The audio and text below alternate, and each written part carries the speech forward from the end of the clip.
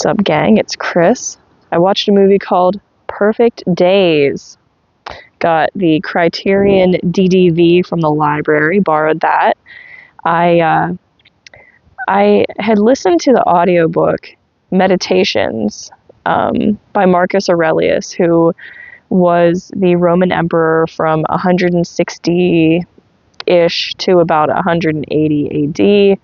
And I was talking to my buddy Corey about that, and just about, he was a philosopher and a stoic, and I was talking about just what he said and some of his perspectives, and Corey was like, that's pretty much the story of Perfect Days.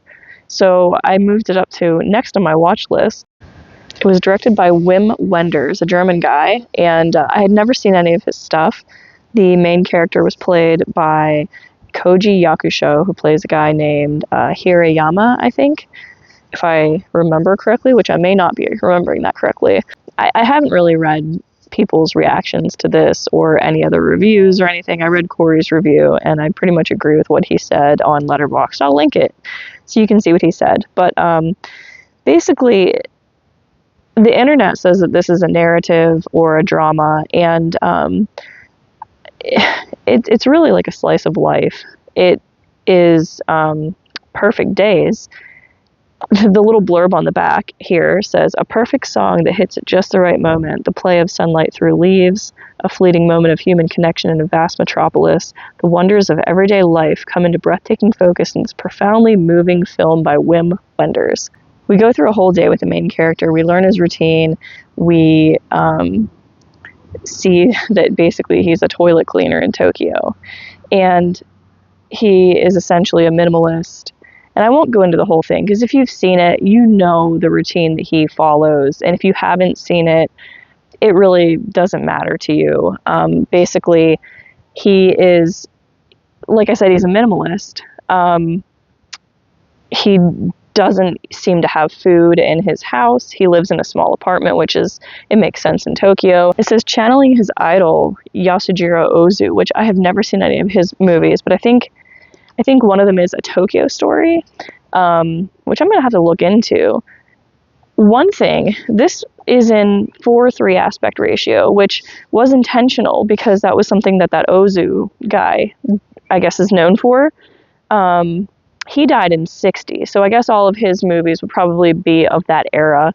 I wouldn't say I'm like an anime and manga nerd. Like, I know a little bit, probably more about Japanese culture than the average American, but this is basically a glimpse into that life, the life in Tokyo, and a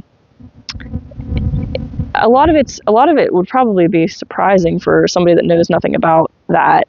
It seems accurate, so it felt believable.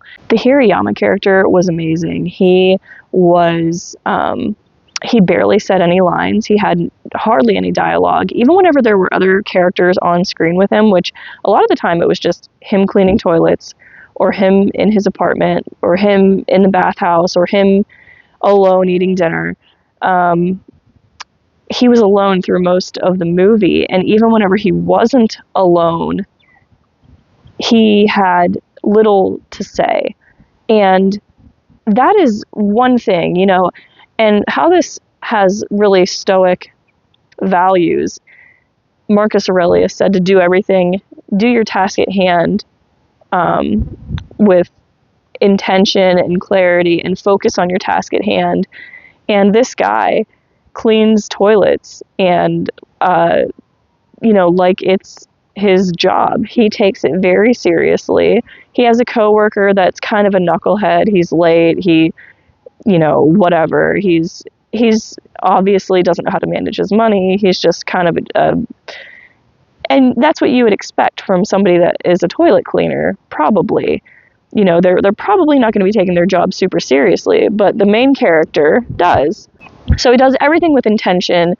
He's focusing on the present, and that's pretty much what this movie, I think, is about. There's a word that appears that means sunlight through the trees, and he is obsessed with photography. He says that he has a tree friend, and he just takes pictures of this tree, and he is in this giant concrete jungle, and he has solace in eating his lunch under this giant tree.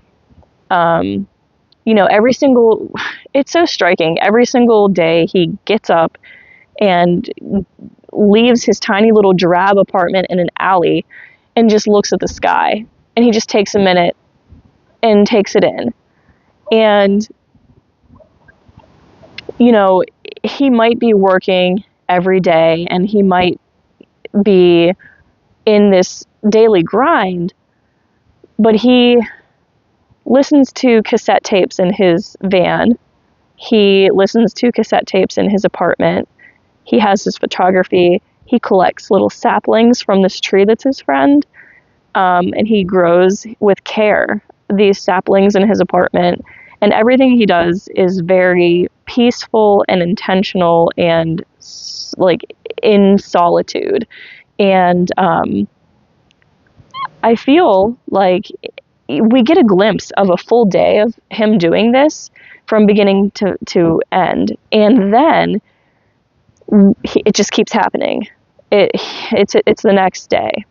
It's the next day.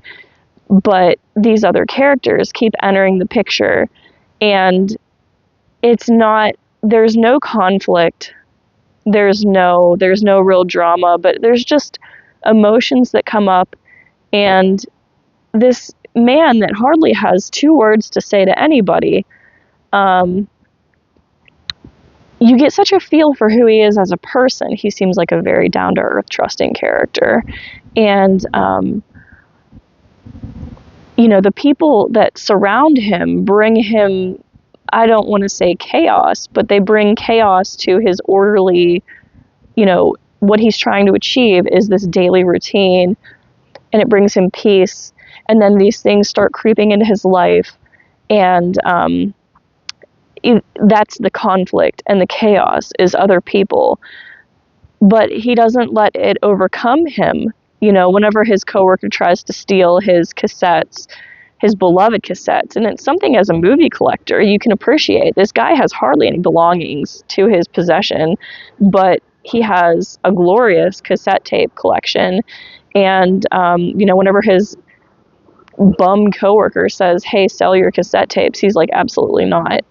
And then the guy tries to steal one of his cassettes, and it's worth quite a bit of money, and he doesn't get upset. He just says, "Give it back." And then he gives the guy money because he knows that he wants it. And then, just other things happen. His sister, his niece is a runaway, and his sister comes to collect her daughter.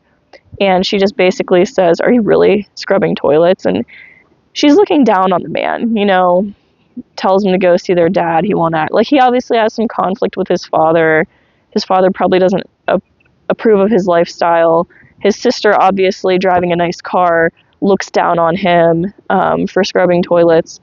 And then in the end, he has a moment with a guy looking over a river, and it was just so beautiful. This movie is very artistic. It's very beautiful, and it's very peaceful.